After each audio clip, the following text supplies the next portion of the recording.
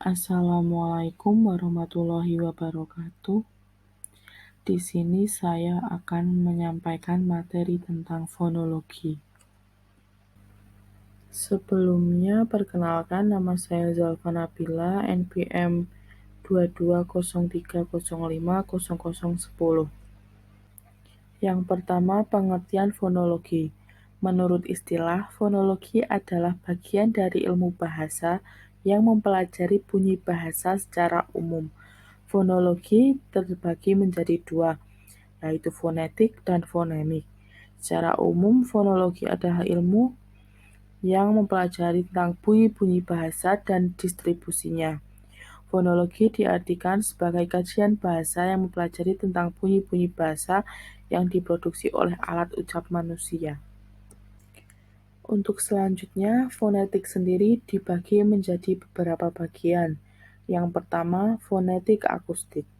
Fonetik akustik merupakan ilmu bahasa yang menganalisis bunyi bahasa menurut aspek fisiknya sebagai getaran udara. Misalnya, apabila memetik alat musik gitar, udara akan bergetar dan senar yang dipetik akan mengeluarkan bunyi yang dapat dinikmati keindahannya. Kemudian yang kedua ada fonetik artikulatoris. Fonetik artikulatoris adalah fonetik yang membahas proses alat ucap pada tubuh manusia dapat menghasilkan bunyi bahasa, proses bunyi dihasilkan dan diucapkan, serta proses bunyi bahasa dikategorikan berdasarkan artikulasinya. Selanjutnya ada auditoris. Fonetik auditoris merupakan cabang fonetik yang menyelidiki mekanisme penerimaan bunyi bahasa oleh indera pendengaran atau telinga. Yang pertama, telinga menerima bunyi bahasa berupa getaran udara sebagai persepsi bahasa. Yang kedua, fokus utama fonetik auditoris terletak pada persepsi gelombang bunyi oleh telinga yang berkaitan dengan psikologi telinga dan alat-alat dengarnya dan psikologi persepsinya. Yang ketiga, oleh karena itu, fonetik auditoris dikaji dalam ilmu kedokteran, termasuk kajian neurologi. Kemudian ada diftong. Diftong adalah dua vokal yang diucapkan sekaligus. Gabungan vokal disebut diftong apabila menghasilkan satu bunyi saja. Misalnya au pada kata kerbau, ai pada kata santai. Sementara itu, gabungan vokal au pada bau bukan diftong karena menghasilkan dua bunyi.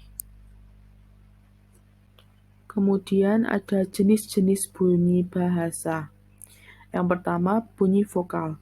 Bunyi vokal atau bunyi vokoid merupakan bunyi yang dihasilkan tanpa melibatkan penyempitan atau penutupan pada daerah artikulasi. Ketika bunyi diucapkan, yang diatur hanyalah ruang resonansi pada rongga mulut melalui pengaturan posisi lidah dan bibir. Yang kedua ada bunyi konsonan. Bunyi bahasa yang dihasilkan dengan menghambat aliran udara pada salah satu tempat di saluran suara di atas glotis. Konsonan disebut juga huruf mati. Selanjutnya, gugus konsonan. Gugus konsonan adalah deretan dua konsonan atau lebih yang tergolong dalam satu suku kata yang sama. Bunyi PR pada kata praktik adalah gugus konsonan, tetapi KT pada kata yang sama itu bukan gugus konsonan. Pemisahan bunyi pada kata itu adalah praktik. Kemudian ada fonem dan grafem. Yang pertama, fonem. Fonem adalah bunyi bahasa yang berbeda atau mirip kedengarannya. Dalam ilmu bahasa, fonem ditulis di antara dua garis miring. Fonem dalam bahasa dapat mempunyai beberapa macam lafal yang bergantung pada tempatnya dalam kata atau suku kata. Yang kedua ada grafem. Grafem adalah suatu unit terkecil sebagai pembeda dalam sebuah sistem aksara. Contoh grafem antara lain adalah huruf, logogram, angka, tanda baca, serta simbol dari sistem penulisan lain.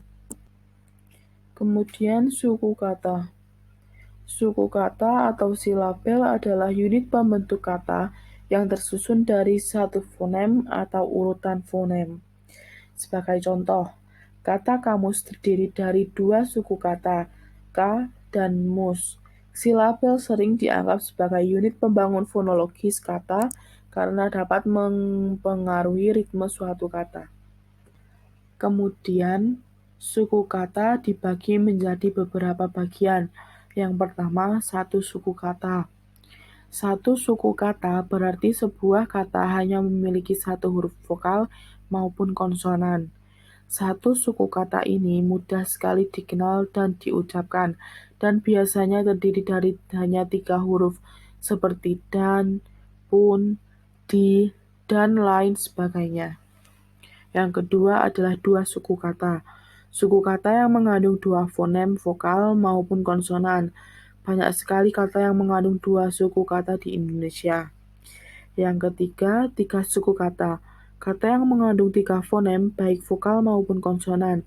Sebuah kata yang ketika diucapkan mengeluarkan 3 bunyi dari mulut berarti itu adalah kata yang mengandung 3 suku kata.